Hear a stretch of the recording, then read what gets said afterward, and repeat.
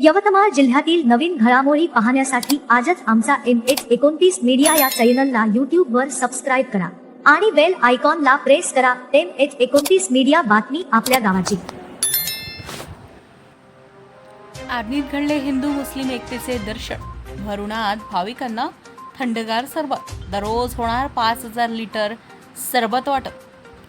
आर्णी शहरात आजपासून सुरू होत असलेले शिवपुराण कथेला सुरुवात झाली असून लाखो भाविकांनी पंडित प्रदीपजी मिश्रा यांच्या सुमधुर वाणीतून शिव महापुराण कथा ऐकण्यास हजेरी दिली आहे।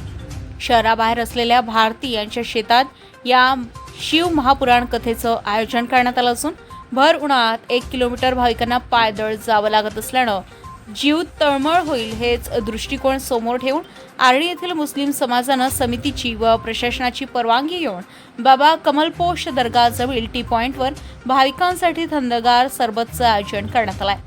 हिंदू मुस्लिम एकतेचं प्रतीक म्हणून जिल्ह्यात नावाजलेल्या आर्णी शहरात नेहमी एकतेचे दर्शन पाहावयास मिळते। पंडित प्रदीपजी मिश्रा यांचे सुमधुर वाणीतून शिव महापुराण श्रवण करण्यास आलेल्या तोबा गर्दीस भर उन्हाळ्यात तहान भागवण्यास शहरातील मुस्लिम युवकांनी पुढाकार घेत आज पहिल्याच दिवशी थंडगार पाणी व 5000 लिटर सरबतीचं आयोजन केलेलं होतं। पुन्हा एकदा आर्णी शहरात हिंदू मुस्लिम एकतेचं दर्शन घडल्याचं पाहावयास मिळाल्यानं मुस्लिम समुदायाचे सर्व समाजातून कौतुक केले जात आहे।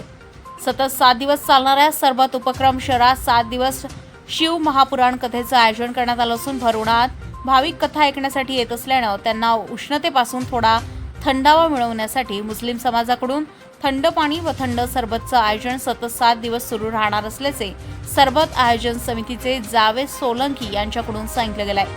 MH29 मीडियासाठी इरफान रजा, प्रशिक मुनेश्वर, आर्णी।